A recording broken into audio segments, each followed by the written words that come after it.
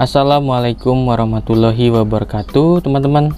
Jumpa lagi di channel Ari Septiawan. Terima kasih kepada teman-teman yang masih setia menonton channel ini dan terus mendukung channel ini hingga bisa berkembang saat ini ya. Walaupun belum terlalu besar, saya ucapkan terima kasih banyak untuk teman-teman.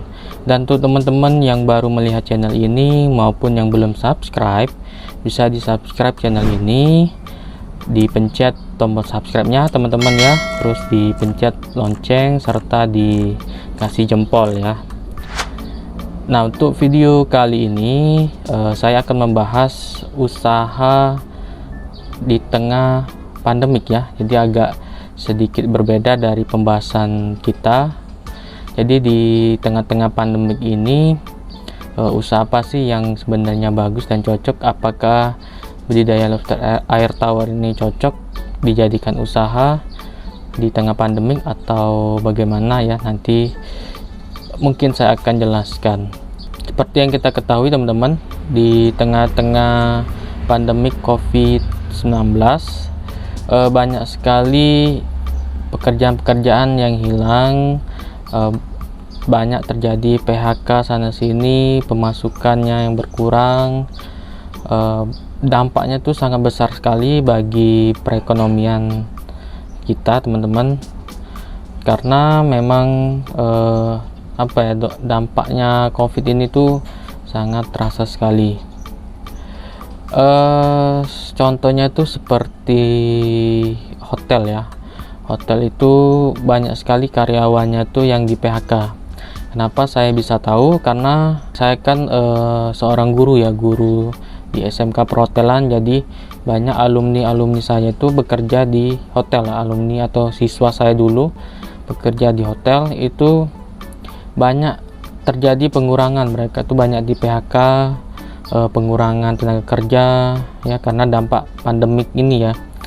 Karena pemasukan dari hotel itu memang dari tamu ya, dari tamu menginap, dari tempat-tempat seperti ruang meeting, ballroomnya ya, tempat wedding party seperti itu kan sekarang menjadi sepi. Apalagi tidak ada event-event seperti event-event olahraga, event-event seminar seperti itu ya, nggak ada lagi. Jadi pemasukan dari hotel itu sedikit banyak berkurang ya. Nah, untuk mengurangi kerugian itu maka banyak karyawannya yang di PHK. Terus juga seperti supir angkot ya, karena di pandemi ini kan anak-anak tidak boleh belajar di sekolah, mereka belajar di rumah ya dengan sistem online ya, daring. Nah, dengan beberapa siswanya yang nggak ke sekolah, dampaknya tuh banyak sekali ya. Contohnya tuh seperti kantin-kantin sekolah, jualan-jualan di sekolah itu sekarang nggak ada lagi yang membeli, pemasukannya tuh nggak ada. Terus angkot-angkot ya itu sepi, terus driver online juga sepi karena banyak siswa-siswi yang tidak masuk sekolah, karena pemasukan mereka itu biasanya dari anak-anak sekolah ya, paling besar itu ya teman-teman. Nah, jadi dampak itu terasa sekali ya. Nah, dengan perekonomian yang semakin lesu, sekolah juga itu khususnya yang swasta juga mengalami dampaknya, karena banyak orang tua siswa itu yang tidak mendapatkan pekerjaan di tengah pandemi ini ya. Ada yang di PHK, susah mendapatkan pekerjaan ya, dan secara otomatis untuk pembayaran SPP mereka, untuk biaya sekolah mereka tuh banyak yang menunggak. Nah, seperti itu ya teman-teman. Jadi di tengah pandemi ini sulit sekali. Nah, makanya itu banyak orang-orang itu berbondong-bondong membuka usaha. Jadi dampak dari COVID-19 ini sangat besar sekali ya untuk perekonomian kita sekarang ini teman-teman. Makanya teman-teman harus pintar-pintar memutar otak ya, bagaimana di tengah COVID-19 ini kita bisa bertahan ya.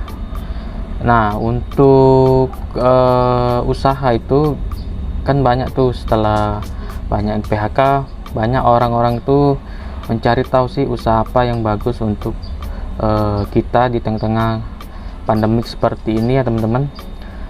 Kalau untuk usaha ini sebenarnya gimana ya, nggak bisa instan ya. Usaha itu semuanya butuh proses teman-teman.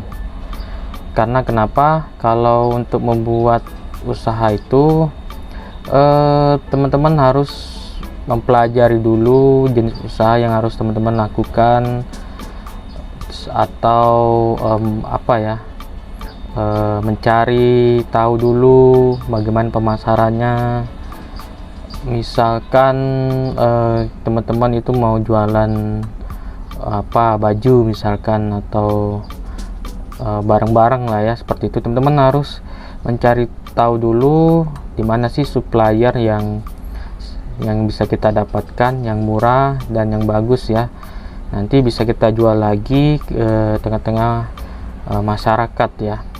Nah, untuk budidaya lobster air tawar ini ya teman-teman, untuk budidaya ini menurut saya itu nggak cocok ya, karena usaha budidaya lobster air tawar ini teman-teman itu membutuhkan waktu yang sedikit lama ya teman-teman ya.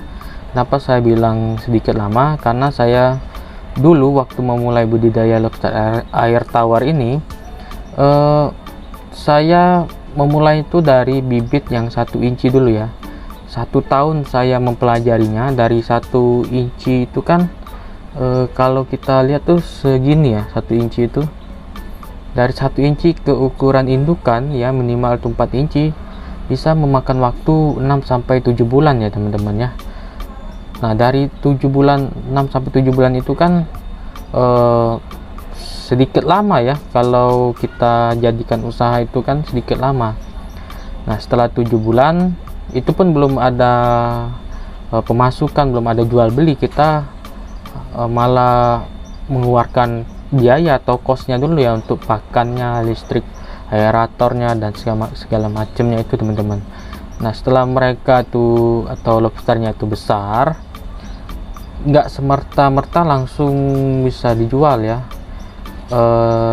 Saya harus pertama sekali itu bagaimana sih lobster air tawar ini bisa bertelur ya, kawin seperti itu teman-teman ya. Jadi saya mempelajarinya bagaimana sih cara kawinnya lobster air tawar ini, kawinnya itu seperti apa ya teman-teman ya. Nah, setelah mereka tuh kawin kan, mereka kawin bertelur. Nah, di situ juga saya harus mempelajari bagaimana sih menetaskannya itu sampai mereka tuh buraya ya. Dari mereka bertelur sampai buraya itu saya harus pelajari lagi sifat alami dari lobster ini bagaimana, pakannya itu seperti apa, cara pemeliharaan indukan yang bertelur itu seperti apa. Jadi kurang lebih itu saya memakan waktu itu 1 tahun teman-teman ya. Nah, dari 1 tahun itu kan saya harus memperbanyak dulu lobsternya itu. Setelah dirasa lobsternya mulai banyak ya, burayanya itu sudah mulai banyak, sudah mulai besar, saya membuat kolam tuh yang di belakang seperti ini ya, kolam semen, membeli kolam terpal, itu mengeluarkan uang lagi teman-teman ya. Jadi belum bisa, untungnya tuh belum dapat teman-teman. Nah, untuk lobster air tawar ini di tengah pandemik ini menurut saya tuh, kalau teman-teman ingin cepat itu nggak bisa. Untuk usaha budidaya lobster air tawar ini nggak bisa cepat ya, butuh proses yang mungkin menurut saya itu sedikit lama untuk teman-teman mempelajarinya. Nah, setelah teman-teman tahu ilmunya, cara membesarkannya, cara merawatnya, di situ teman-teman mulai mencari pemasarannya itu seperti apa, bagaimana cara menawarkannya, memasarkannya. Nah, itu perlu waktu lagi ya, kita mencari konsumen atau customer yang mau membeli lobster kita. Memang untuk budidaya lobster air tawar ini sedikit rumit ya menurut saya itu budidayanya itu. Tapi kan setiap usaha itu kan memang menurut saya itu nggak ada yang mudah, semuanya itu susah. Mau usaha makanan, mau usaha budidaya, mau usaha jualan baju, tas, itu semuanya butuh ilmu, butuh telaten, butuh tekad, dan butuh niat ya. Yang pasti itu tahan banting teman-teman.